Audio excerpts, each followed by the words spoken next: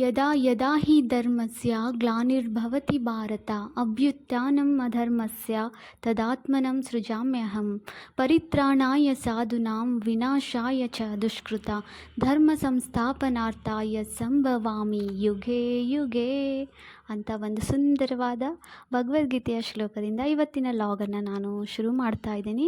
ಇದರ ಅರ್ಥ ಇಷ್ಟೇ ಆಗಿದೆ. ಯಾವಾಗ ಭೂಮಿಯ ಮೇಲೆ ಅಧರ್ಮ ಆಗುತ್ತೆ ಆವಾಗ ನಾನು ಭೂಮಿಯ ಮೇಲೆ ದಿವ್ಯ ಅವತರಣೆಯನ್ನು ಮಾಡ್ತೀನಿ ಅಂತ ಪರಮಾತ್ಮ ಭಗವದ್ಗೀತೆಯಲ್ಲಿ ತಿಳಿಸಿದ್ದಾರೆ.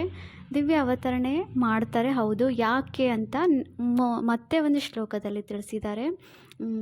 ದುಷ್ಟರ ವಿನಾಶವನ್ನು ಮಾಡಿ ಸತ್ಯ ಧರ್ಮದ ಸ್ಥಾಪನೆಯನ್ನು ಮಾಡೋದಕ್ಕೋಸ್ಕರ ಭೂಮಿಯ ಮೇಲೆ ದಿವ್ಯ ಅವತರಣೆ ಮಾಡ್ತೀನಿ ಅಂತ ತಿಳಿಸ್ಕೊಡ್ತಾರೆ. ಸೊ ಅದರ ಅರ್ಥ ಇಷ್ಟೇ.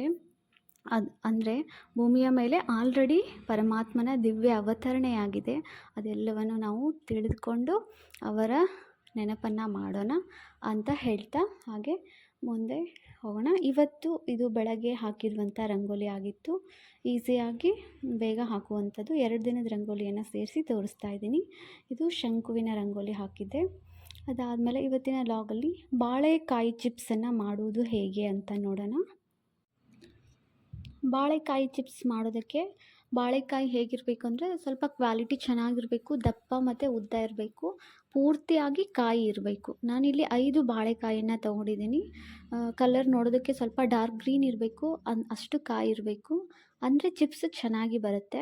2-3 ಥರ ಬಾಳೆಕಾಯಿ ಸಿಗುತ್ತೆ. ಸ್ವಲ್ಪ ಕ್ವಾಲಿಟಿ ಇರೋದು, ದಪ್ಪ ಉದ್ದ ಇರೋದು ನೋಡಿ ತೊಗೊಂಡ್ರೆ ಚಿಪ್ಸು ಸೈಜು ಚೆನ್ನಾಗಾಗುತ್ತೆ ಮತ್ತು ಚೆನ್ನಾಗಿಯೂ ಬರುತ್ತೆ ಕ್ರಿಸ್ಪಿಯಾಗಿ. ಸೊ ಅದಕ್ಕೆ ಹಾಕ್ಕೊಳ್ಳೋದಕ್ಕೆ ಅಂದ್ಬಿಟ್ಟು ಒಂದು ಬೌಲಲ್ಲಿ ಒಂದು ಸ್ವಲ್ಪ ನೀರು ತೊಗೊಂಡಿದ್ದೀನಿ. 1 ಸ್ಪೂನಷ್ಟು ಉಪ್ಪು ಹಾಕ್ಕೋತಾ ಇದ್ದೀನಿ. 5 ಬಾಳೆಕಾಯಿಗೆ 1 ಫುಲ್ ಸ್ಪೂನು ಉಪ್ಪು ತೊಗೊತಾ ಇದ್ದೀನಿ ಮತ್ತು ಅರಿಶಿನ ಪುಡಿ ಸೇರಿಸ್ಕೊಳ್ತಾ ಇದ್ದೀನಿ. ಇಷ್ಟನ್ನು ನಾವು ನೀರಲ್ಲಿ ಕಲಸಿ ಇಟ್ಕೋಬೇಕು. ಅದಾದಮೇಲೆ ಬಾಳೆಕಾಯಿನ ಯಾವ ಥರ ಕಟ್ ಮಾಡೋದು ಈಸಿಯಾಗಿ ಅಂತ ಕೂಡ ನೋಡೋಣ. ಹೆಚ್ಚಾಗಿ ಈ ಥರ ಪೀಲರಿಂದ ಮಾಡಿದ್ವಿ ಅಂದರೆ ಅದು ತುಂಬ ಸಮಯ ಹಿಡಿಯುತ್ತೆ ಮತ್ತು ಪರ್ಫೆಕ್ಟಾಗಿ ನಮಗೆ ಬರಲ್ಲ. ಅರ್ಧ ಏನದು ಮೇಲೆ ಸಿಪ್ಪೆ ಎಲ್ಲ ಹಾಗೆ ಅಂಟ್ಕೊಳ್ತಾ ಇರುತ್ತೆ. ಅದಕ್ಕೆ ಆ ಥರ ಮಾಡೋ ಬದಲು ಈ ಥರ ಬಾಳೆಕಾಯಿ ಇರುತ್ತಲ್ವ, ಮಧ್ಯದಲ್ಲಿ ಅರ್ಧಕ್ಕೆ ಸರಿಯಾಗಿ ಕಟ್ ಮಾಡಿಕೊಂಡು ನಂತರ ಈ ಥರ ನೈಫಿಂದ ಒಂದೊಂದೇ ಮೇಲೆ ಲೈನ್ ಹಾಕ್ಕೋಬೇಕು. ಪೂರ್ತಿ ಬಾಳೆಕಾಯಿಗೆ ಅದು ನೈಫ್ ಟಚ್ ಆಗಬಾರ್ದು, ಮೇಲೆ ಸಿಪ್ಪೆಗೆ ಮಾತ್ರ ಟಚ್ ಆಗೋ ಥರ ಈ ಥರ ಕೊರ್ಕೋಬೇಕು. ಕೊರೆದು ಆಮೇಲೆ ಅದನ್ನು ಬಿಸ್ತೀವಲ್ವ, ನಮಗೆ ನೀಟಾಗಿ ಬಂದುಬಿಡುತ್ತೆ ಮತ್ತು ಈಸಿ ಆಗುತ್ತೆ, ಕೈನೂ ಆಗೋಲ್ಲ. ಪೀಲರಿಂದ ಮಾಡಿದ್ರೆ ಪರ್ಫೆಕ್ಟಾಗಿ ಸಿಗೋಲ್ಲ ಮತ್ತು ಸಮಯನೂ ಹಿಡಿಯುತ್ತೆ. ನೋಡಿ ಈ ಥರ ಕರೆಕ್ಟಾಗಿ ನಾವು ಎಲ್ಲೆಲ್ಲಿ ಮಾರ್ಕ್ ಅದ್ರದ್ದು ಬಾಳೆಕಾಯ್ದು ಇರುತ್ತಲ್ವ ಅಲ್ಲಿ ಜೊತೆಗೆ ಮಧ್ಯದಲ್ಲಿ ಒಂದಿಷ್ಟು ಈ ಥರ ಹಾಕ್ಕೊಂಬಿಟ್ರೆ ಅದು ಸಿಪ್ಪೆ ಸುಲಿಯುವಾಗ ಈಸಿಯಾಗಿ ಸುಲಿಯುತ್ತೆ. ಪೂರ್ತಿ ಕಟ್ ಮಾಡ್ದೂ ಕೂಡ ನಾವು ಮಾಡ್ಬೋದು. ಅದಕ್ಕಿಂತ ಈ ಥರ ಮಧ್ಯದಲ್ಲಿ ಕಟ್ ಮಾಡ್ಕೊಂಡು ಬಾಳೆಕಾಯಿನ 2 ಪೀಸ್ ಮಾಡಿಬಿಟ್ಟು ಆಮೇಲೆ ಈ ಥರ ಸಿಪ್ಪೆ ಕೊರೆದ್ಬಿಟ್ಟು ಮಾಡೋದ್ರಿಂದ ಎಷ್ಟು ನೀಟಾಗಿ ಬಾಳೆಕಾಯಿ ಬರುತ್ತೆ, ಸ್ವಲ್ಪ ಕೂಡ ಲಾಸ್ ಆಗೋಲ್ಲ. ಆದರೆ ನಾವು ಅದನ್ನು ಚಾಕುವಿಂದ ಸಿಪ್ಪೆ ಕೊರಿತೀವಲ್ವ, ಸ್ವಲ್ಪ ನೋಡ್ಕೊಂಡು ಕೊರಿಬೇಕು. ಪೂರ್ತಿ ಬಾಳೆಕಾಯಿವರೆಗೂ ಟಚ್ ಆಗಬಾರ್ದು, ಇಲ್ಲಾಂದರೆ ಬಾಳೆಕಾಯಿನ ಕಿತ್ಕೊಂಡು ಬಂದುಬಿಡುತ್ತೆ ಈ ಥರ ಸಿಪ್ಪೆ ತೆಗಿಯುವಾಗ. ಹಾಗಾಗಿ ಅದಾದಮೇಲೆ ನೋಡಿ ಎಷ್ಟು ನೀಟಾಗಿ ಬರ್ತಾಯಿದೆ. ಇದೇ ರೀತಿ ಎಲ್ಲ ಬಾಳೆಕಾಯಿನೂ ನಾವು ಮಾಡ್ಕೋಬೋದು. ಬಟ್ ಮೊದಲೇ ಮಾಡಿ ಇಟ್ಕೋಬೇಕು ಅಂತ ಏನಿಲ್ಲ. ಒಂದನ್ನು ನಾವು ಕರಿಯೋದಕ್ಕೆ ಹಾಕಿರ್ತೀವಲ್ವ, ಅದೇ ಸಮಯದಲ್ಲಿ ಸಮಯ ಇರುತ್ತೆ, ಅದು ಸಮಯ ಹಿಡಿಯುತ್ತಲ್ವ ಕರಿಯುವಾಗ. ಆ ಗ್ಯಾಪಲ್ಲಿ ಮತ್ತೊಂದನ್ನು ನಾವು ಈ ಥರ ಕೊರೆದು ರೆಡಿ ಮಾಡ್ಕೋಬೋದು. ಮೊದಲೇ ಮಾಡಿಟ್ರೆ ಸ್ವಲ್ಪ ಕಪ್ಪಾಗುತ್ತೆ. ಅದಕ್ಕೇ ನಾನಿಲ್ಲಿ ಒಂದು ಸರಿ ಎಣ್ಣೆಯಲ್ಲಿ 1 ಬಾಳೆಕಾಯಿನ ಪೂರ್ತಿಯಾಗಿ ಹಾಕ್ತೀನಿ. ದೊಡ್ಡ ಪಾತ್ರೆ ತೊಗೊಂಡ್ರೆ ಜಾಸ್ತಿ ಹಾಕ್ಬೋದು, ಬಟ್ ನಾನು ಚಿಕ್ಕ ಪಾತ್ರೆ ತೊಗೊಂಡ್ಬಿಟ್ಟು ಒಂದು ಸರಿಗೆ 1 ಬಾಳೆಕಾಯಿನ ಹಾಕಿಬಿಟ್ಟು ಚಿಪ್ಸನ್ನು ಮಾಡ್ತೀನಿ.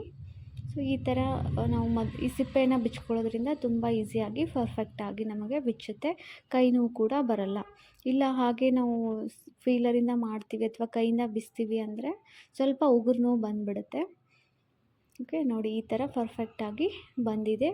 ಹಾಗೆಯೇ ಇದು ಮೇನ್ ಇಂಪಾರ್ಟೆಂಟ್ ಇದರಲ್ಲಿ ಸ್ಲೈಸಸ್ನ ನಾವು ಮಾಡ್ಕೋತೀವಲ್ಲ ಬಾಳೆಕಾಯಿ ಚಿಪ್ಸ್ನ. ಈ ಬಾಳೆಕಾಯಿ ಚಿಪ್ಸಲ್ಲಿ ತುಂಬ ದಪ್ಪನಾಗಿರ್ಬೇಕು ಸ್ಲೈಸಸ್. ಈ ಆಲೂಗಡ್ಡೆ ಚಿಪ್ಸ್ಗಾದರೆ ಸ್ವಲ್ಪ ತೆಳ್ಳಗೆ ಮಾಡ್ಕೊಂಬಿಡ್ತೀವಿ, ಬಟ್ ಇದಕ್ಕೆ ದಪ್ಪನೇ ಇರಬೇಕು. ಅದು ನಮಗೆ ಚಿಪ್ಸ್ ಮೇಕರ್ ಇದೆ ಅಲ್ವಾ, ಅದನ್ನು ಸೈಜ್ ಸೆಟ್ ಮಾಡ್ಕೋಬೇಕು ತುಂಬ ದಪ್ಪ ಬರೋ ಥರ. ಅಂದ್ರೇ ನಮಗೆ ಕರೆಕ್ಟಾಗಿ ಬಾಳೆಕಾಯಿ ಚಿಪ್ಸ್ ರೆಡಿ ಆಗುತ್ತೆ ಕರಿದಾಗ. ಇಲ್ಲ ಅಂದರೆ ಕ್ರಿಸ್ಪಿ ಆಗಲಿ ಅಂತ ಎಣ್ಣೆಯಲ್ಲಿ ಬಿಟ್ಟರೆ ಬೇಗ ಹೊತ್ತುತ್ತೆ ಮತ್ತು ಒಂಥರ ಸರಿ ಆಗಲ್ಲ ಅದು. ಹಾಗಾಗಿ ನೋಡಿ ಇಲ್ಲಿ ತೋರಿಸ್ತಿದ್ದೀನಲ್ವ, ಇಷ್ಟು ದಪ್ಪ ಸ್ಲೈಸಸ್ ಇದ್ದರೆ ಸಾಕು. ನಮ್ಮ ಹತ್ರ ಇರೋ ಚಿಪ್ಸ್ ಮೇಕರಲ್ಲಿ ದಪ್ಪ ಬರ್ತಾ ಇಲ್ಲ, ತೆಳ್ಳಗೆ ಬರುತ್ತೆ ಅಂದರೆ ನಾವು ಪ್ರತಿಯೊಂದನ್ನು ಈ ಥರ ನೈಫಿಂದನೇ ದಪ್ಪ ಸ್ಲೈಸ್ ಕಟ್ ಮಾಡ್ಕೋಬೇಕಾಗುತ್ತೆ. ಮೇನ್ ಟಿಪ್ಸ್ ಅಂದರೆ ಬಾಳೆಕಾಯಿ ಸ್ಲೈಸಸ್ಸು ತುಂಬ ದಪ್ಪ ಇರಬೇಕು, ಆವಾಗ ಚೆನ್ನಾಗಿರುತ್ತೆ. ಹಾಗೆಯೇ ಎಣ್ಣೆನ ಬಿಸಿಗೆ ಇಟ್ಕೊಂಡಿದ್ದೀನಿ, ಅದರಲ್ಲಿ ಒಂದಿಷ್ಟು ಕೊಬ್ಬರಿ ಎಣ್ಣೆಯನ್ನು ಸೇರಿಸ್ಕೊಳ್ತೀನಿ, ಫ್ಲೇವರ್ ಚೆನ್ನಾಗಿ ಬರುತ್ತೆ. ಅದಾದಮೇಲೆ ಡೈರೆಕ್ಟ್ ನಾವು ಇದೇ ರೀತಿಯೇ ಚಿಪ್ಸ್ನ ಅದರಲ್ಲೇ ಎಣ್ಣೆಯಲ್ಲೇ ಹಾಕ್ಕೊಂಬಿಡ್ಬೋದು, ಈಸಿ ಆಗುತ್ತೆ. ನಾವು ಮೊದಲೇ ಮಾಡಿಟ್ಕೊಂಡು ಆಮೇಲೆ ಎತ್ತಿ ಒಂದೊಂದೇ ಹಾಕಬೇಕು ಅಂದರೆ ಸಮಯ ಹಿಡಿಯುತ್ತೆ. ಹಾಗಾಗಿ ಎಣ್ಣೆ ಜೋರಾಗಿ ಕಾಯ್ದಿರುತ್ತಲ್ವ, ಆವಾಗ ಮತ್ತೆ ಕಡಿಮೆ ಮಾಡ್ಕೊಂಬಿಡಬೇಕು ಉರಿನ, ಅಥವಾ ಆಫ್ ಆದರೂ ಮಾಡ್ಕೊಂಬಿಡ್ಬೋದು ಈ ಥರ ನಾವು ಚಿಪ್ಸ್ ಹಾಕೋವರೆಗೂ. ಫಸ್ಟ್ ಟೈಮ್ ಇದು ಡೈರೆಕ್ಟಾಗಿ ಯಾರಾದರೂ ಚಿಪ್ಸ್ನ ಅದರೊಳಗೆ ಹಾಕ್ತಾಯಿದ್ರೆ ಸ್ವಲ್ಪ ಹುಷಾರಾಗಿ ಹಾಕಬೇಕು. ಉಗ ಎಲ್ಲ ಅದರದ್ದು ಸ್ಟೀಮ್ ಇರುತ್ತಲ್ವ, ಬಿಸಿ ಸ್ಟೀಮ್ ಕೈಗೆ ಬಂದುಬಿಡುತ್ತೆ. ಹಾಗಾಗಿ ಚೂರು ಎತ್ತರದಲ್ಲಿ ಇಟ್ಕೊಂಡು ಈ ಥರ ಡೈರೆಕ್ಟ್ ಅದರಲ್ಲೇ ಹಾಕ್ಕೊಂಬಿಡ್ಬೇಕು. ಅದಾದಮೇಲೆ ಹಾಕಿ 1 ನಿಮಿಷ 2 ನಿಮಿಷಕ್ಕೆ ಅದು ಸ್ವಲ್ಪ ಕ್ರಿಸ್ಪಿ ಆಗುತ್ತೆ, ಲೈಟಾಗಿ ಕ್ರಿಸ್ಪಿ ಆಗಬೇಕು.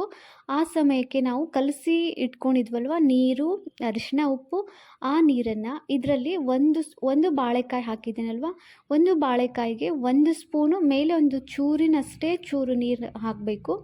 ಅಂದರೆ ಅದು ಉಪ್ಪನ್ನು ಸರಿಯಾಗಿ ಹೀರ್ಕೊಳ್ಳುತ್ತೆ.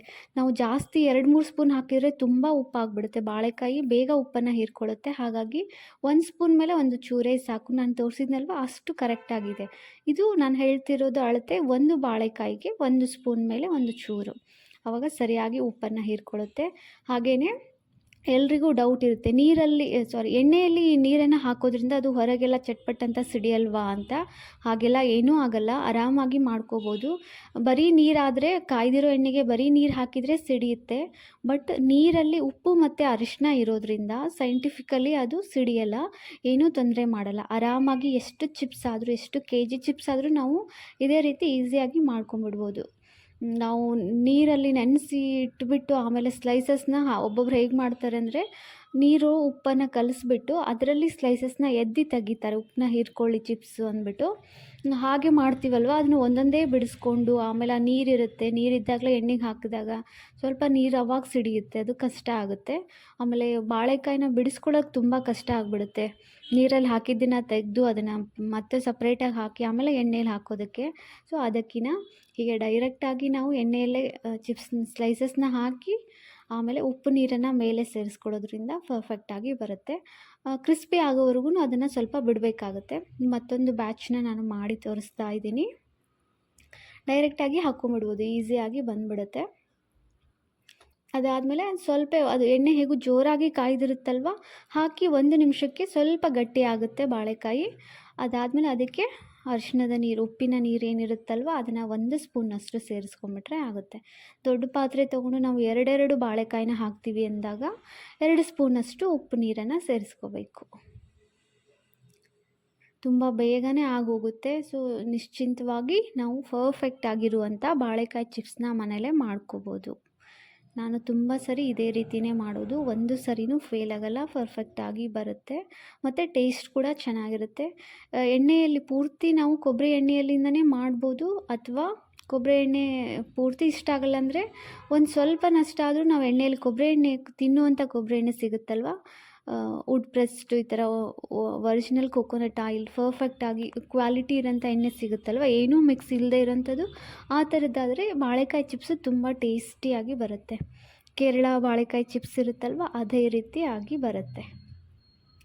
ಅದೇ ರೀತಿ ನಾನು ಉಳಿದಿರೋ ಎಲ್ಲ ಚಿಪ್ಸನ್ನು ನಾನು ಮಾಡ್ಕೊಳ್ತಾ ಇದ್ದೀನಿ. ಕರಿಯುವಾಗ ಎಣ್ಣೆಲಿ ಹಾಕಿದಾಗ ಒಂದಿಷ್ಟು ಸಮಯ ಹಿಡಿಯುತ್ತೆ ಅದು ಕ್ರಿಸ್ಪಿ ಆಗೋದಕ್ಕೆ.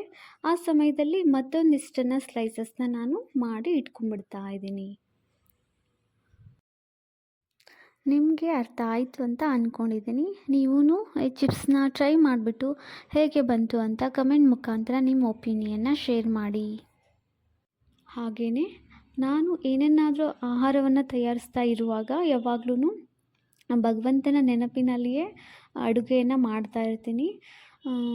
ಅಥವಾ ಏನನ್ನಾದರೂ ಭಗವಂತನ ರಿಲೇಟೆಡ್ ಕ್ಲಾಸಸ್ ಮತ್ತು ಮಂತ್ರಗಳನ್ನ ಏನನ್ನಾದರೂ ಸಾಂಗ್ಸ್ನ ಎಲ್ಲವನ್ನು ಹಚ್ಚಿಟ್ಟಿರ್ತೀನಿ. ಯಾವಾಗ್ಲೂ ಪ್ರತಿ ಸರಿ ಅಡುಗೆ ಮಾಡುವಾಗಲೂ ಕೂಡ ಯಾವಾಗಲೂ ನನಗೆ ದೇವರದ್ದೇ ನೆನಪಿನಲ್ಲೇ ಅಡುಗೆ ಮಾಡ್ತಾಯಿರ್ತೀನಿ.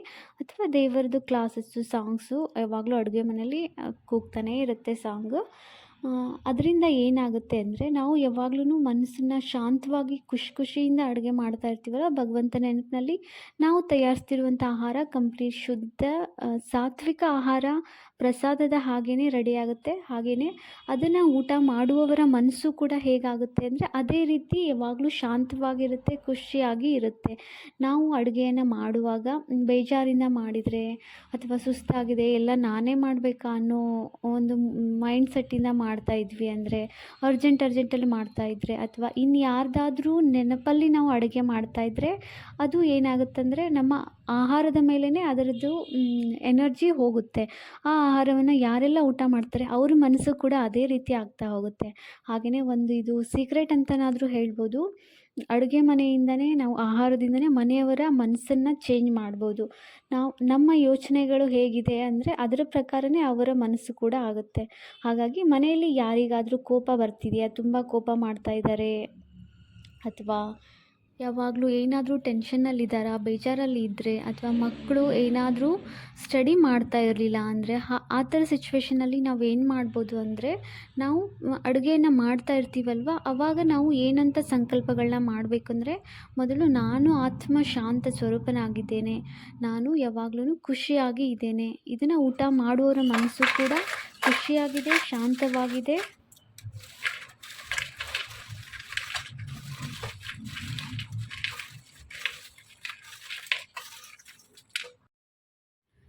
ನಾನು ಪ್ರೇಮ ಸ್ವರೂಪ ಆತ್ಮ, ಶಕ್ತಿ ಸ್ವರೂಪ ಆತ್ಮನಾಗಿದ್ದೇನೆ ಅಂತ ಒಂದು ಒಳ್ಳೆ ಸಂಕಲ್ಪದಿಂದ ನಾವು ಅಡುಗೆನ ಮಾಡ್ತಾಯಿದ್ರೆ, ಹಾಗೆಯೇ ಅವರು ಯಾರೆಲ್ಲ ತೊಂದರೆ ಇದೆ ಅಂತ ಫೀಲ್ ಇರುತ್ತಲ್ವ, ಮಕ್ಕಳು ಮಾತು ಕೇಳ್ತಿಲ್ಲ ಈ ಥರದ್ದು ಏನಾದರೂ ಕಂಪ್ಲೇಂಟ್ಸ್ ಇರುತ್ತಲ್ವ, ಅವರು ಮಕ್ಕಳೆಲ್ಲ ಚೆನ್ನಾಗಿ ಮಾತು ಕೇಳ್ತಾ ಇದ್ದಾರೆ, ಪ್ರತಿದಿನವೂ ಚೆನ್ನಾಗಿ ಸ್ಟಡಿ ಮಾಡ್ತಾ ಇದ್ದಾರೆ, ಇವರು ಯಾವಾಗಲೂ ಶಾಂತವಾಗಿದ್ದಾರೆ, ಯಾರೆಲ್ಲ ಟೆನ್ಷನ್ನಲ್ಲಿರ್ತಾರೆ ಅವರು ಯಾವಾಗಲೂ ಶಾಂತವಾಗಿದ್ದಾರೆ, ಖುಷಿಯಾಗಿ ಆರೋಗ್ಯವಾಗಿದ್ದಾರೆ ಅಂತ ಈ ಥರದ ಒಳ್ಳೆಯ ಯೋಚನೆಗಳನ್ನು ನಾವು ಅಡುಗೆ ಮಾಡ್ತಾ ಇರುವಾಗ ಆಹಾರದ ಮೇಲೆ ಹಾಕಿಬಿಟ್ಟು ನಾವು ಅಡುಗೆನ ಮಾಡಿದರೆ, ಈ ಥರ ಪ್ರತಿನಿತ್ಯ ಒಂದು 21 ದಿನನಾದರೂ ನಾವು ಇದನ್ನು ಪ್ರಯತ್ನ ಮಾಡಿ ನೋಡಿ, ಮನಸ್ಸು ಅವ್ರದ್ದು ಅದೇ ರೀತಿ ಚೇಂಜ್ ಆಗುತ್ತೆ. ಅಥವಾ ನೆಗೆಟಿವ್ ವೇಯಲ್ಲಿ ಕೂಡ ನಾವು ಅದನ್ನು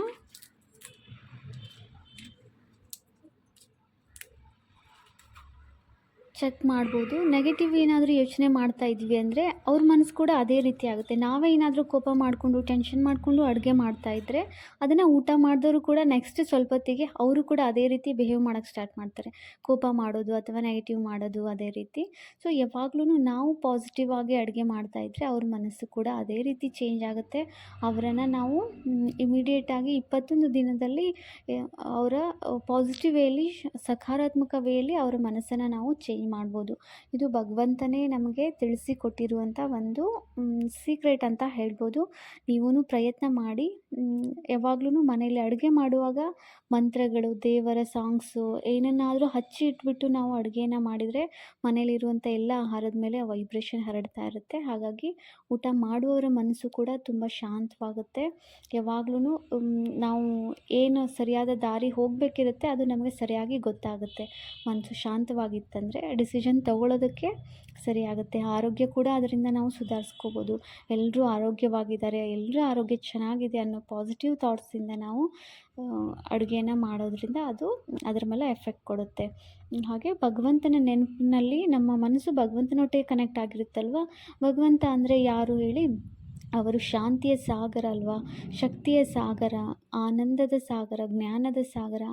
ಭಗವಂತನಲ್ಲಿ ಎಷ್ಟು ಶಕ್ತಿ ಇದೆ, ಶಾಂತಿ ಇದೆ ಅಂದರೆ ಸಾಗರದಷ್ಟು ಅದನ್ನು ಹೇಳೋದಕ್ಕೂ ಆಗಲ್ಲ. ಸಾಗರ ಅಂದರೆ ಕೂಡ ಅದಕ್ಕೊಂದು ಅಳತೆ ಇದೆ ಅನ್ಬೋದು. ಅದೆಲ್ಲವನ್ನು ಮೀರಿದಷ್ಟು ಶಕ್ತಿ, ಶಾಂತಿ ಭಗವಂತನ ಹತ್ರ ಇರುತ್ತೆ. ಭಗವಂತ ಅಂದರೆ ಹೇಗಿದ್ದಾರೆ ಅಂದರೆ ಜ್ಯೋತಿ ನಿರಾಕಾರ ಸ್ವರೂಪವಾಗಿದ್ದಾರಲ್ವ. ಅವರ ನೆನಪಿನಲ್ಲಿ ನಾವು ಅವ್ರ ಜೊತೆಗೆ ನಮ್ಮ ಮನಸ್ಸು ಕನೆಕ್ಟ್ ಆಗಿಬಿಟ್ಟು ನಾವು ಅಡುಗೆನ ಮಾಡೋದ್ರಿಂದ ನಮ್ಮ ಮನಸ್ಸು ಕೂಡ ಆ ಭಗವಂತನ ಹಾಗೇ ಆಗುತ್ತೆ. ಬೇರೆಯವರ ನೋವಿನಲ್ಲಿರೋರ, ದುಃಖದಲ್ಲಿ, ಕೋಪದಲ್ಲಿರೋರ ಅವರ ಮನಸ್ಸನ್ನು ನಾವು ನೆನಪು ಮಾಡ್ತಾ ಇದ್ದರೆ ಅವರಂತೆ ನಾವು ಆಗ್ಬಿಡ್ತೀವಿ. ಹಾಗಾಗಿ ಯಾವಾಗ್ಲೂ ಖುಷಿಯಾಗಿ, ಯಾವಾಗ್ಲೂ ಎಂಡ್‌ಲೆಸ್ ಶಾಂತವಾಗಿ, ಎಂಡ್‌ಲೆಸ್ ಶಕ್ತಿಯಾಗಿ ಇರೋದು ಅಂದರೆ ಭಗವಂತ ಮಾತ್ರ. ಅವರ ನೆನಪಿನಿಂದ ಮಾಡುವುದರಿಂದ ನಮ್ಮ ಮನಸ್ಸು ಕೂಡ ಅದೇ ರೀತಿ ಆಗುತ್ತೆ. ಅದಾದಮೇಲೆ ಈವ್ನಿಂಗು ಇದು ಸ್ನ್ಯಾಕ್ಸ್‌ಗೆ ಅಂದ್ಬಿಟ್ಟು ಒಂದು ಸ್ಯಾಂಡ್ವಿಚ್ ಮಾಡ್ಕೊಳ್ತಾ ಇದ್ದೆ. ಸ್ವಲ್ಪ ಬ್ರೆಡ್‌ನ ಬಿಸಿ ಮಾಡಿಕೊಂಡು ಅದಕ್ಕೆ ಚೀಸ್‌ನ ಸ್ವಲ್ಪ ಹಾಕಿ ಅದು ಸ್ವಲ್ಪ ಮೆಲ್ಟ್ ಆಗೋವರೆಗೂ ಅಂತ ಸ್ಟೀಮಲ್ಲಿ ಮೆಲ್ಟ್ ಆಗಲಿ ಅಂದ್ಬಿಟ್ಟು ಮುಚ್ಚಿಟ್ಟಿದ್ದೆ. ಅದಾದಮೇಲೆ ಒಂದಿಷ್ಟು ಸೌತೆಕಾಯಿ, ಟೊಮ್ಯಾಟೋನ ಸ್ಲೈಸಸ್ ಇಟ್ಬಿಟ್ಟು ಅದ್ರ ಮೇಲೆ ಖಾರ, ಉಪ್ಪು ಹಾಕಿ, ಆಮೇಲೆ ಲೆಟ್ಯೂಸ್ ಅಂತ ಗ್ರೀನ್ ಲೀವ್ಸ್ ಬರುತ್ತಲ್ವ, ಬರ್ಗರ್ ಜೊತೆಗೆ ತಿನ್ನೋದು, ಲೆಟ್ಯೂಸ್ನ ಅದರ ಜೊತೆಗೆ ಇಟ್ಕೊಂಡ್ಬಿಟ್ಟು ತಿಂತಾಯಿದ್ದೀನಿ. ಲೆಟ್ಯೂಸ್ ಅನ್ನೋ ಎಲೆ ಕೂಡ ತುಂಬ ಎನರ್ಜಿಟಿಕ್ ಇರುತ್ತೆ, ನ್ಯೂಟ್ರಿಯೆಂಟ್ಸ್ ಇರುತ್ತೆ ಅದರಲ್ಲೂ ಕೂಡ. ಸೊ ತಿನ್ನೋದ್ರಿಂದ ಆರೋಗ್ಯಕ್ಕೆ ತುಂಬ ಒಳ್ಳೆಯದು, ಡೈಜೆಷನ್ ಕೂಡ ಚೆನ್ನಾಗಿ ಮಾಡುತ್ತೆ. ಅದೆಲ್ಲಾದರೂ ನಿಮಗೆ ಕಾಣಿಸಿದ್ರೇ ಮರೀದೇ ನೀವು ತೊಗೊಂಡ್ಬಿಟ್ಟು ಅದನ್ನು ಈ ಥರ ಚಪಾತಿ ಜೊತೆ, ರೋಲ್ ಜೊತೆ ತಿನ್ಬೋದು, ಹಾಗೆ ಕೂಡ ತಿನ್ಬೋದು. ಆರೋಗ್ಯಕ್ಕೆ ತುಂಬ ಒಳ್ಳೆಯದು. ಹೇಗೆ ನಾವು ಮೆಂತ್ಯ ಸೊಪ್ಪು ಮೂಲಂಗಿ ಸೊಪ್ಪು ಎಲ್ಲ ಚಪಾತಿ ಜೊತೆ ತಿಂತೀವಲ್ವ, ಅದೇ ರೀತಿ ಇದು ಬ್ರೆಡ್ ಜೊತೆ ತಿನ್ನೋದಕ್ಕೂ ಟೇಸ್ಟ್ ಚೆನ್ನಾಗಿರುತ್ತೆ, ಆರೋಗ್ಯ ಕೂಡ ಅಷ್ಟೇ ಒಳ್ಳೆಯದಿರುತ್ತೆ. ಈವ್ನಿಂಗ್ ಸ್ನ್ಯಾಕ್ಸ್ಗೆ ಅಂದ್ಬಿಟ್ಟು ಬ್ರೆಡ್ ಸ್ಯಾಂಡ್ವಿಚ್ ಮಾಡ್ಕೊಂಡಿದ್ದೆ. ನನಗೆ ಮತ್ತು ನಮ್ಮ ಎಂಜುಗೂ ಸೇರಿಬಿಟ್ಟು ಮಾಡ್ಕೊಂಡಿದ್ದೆ. ಅದಕ್ಕೆ ಸ್ವಲ್ಪ ಸಪ್ಪೆ ಇರೋದು ಕೊಟ್ಟಿರ್ತೀನಿ. ಖಾರನೂ ತಿನ್ನುತ್ತದು, ಆದರೂ ಜಾಸ್ತಿ ಖಾರ ಎಲ್ಲ ಕೊಡಲ್ಲ. ಅದಕ್ಕೆ ಚೀಸ್ ಇಷ್ಟ ಆಗುತ್ತೆ, ಬ್ರೆಡ್ ಇಷ್ಟ ಆಗುತ್ತೆ. ಎಂಜುಗೂ ಕೊಡ್ತಾಯಿದ್ದೆ. ಅದಾದಮೇಲೆ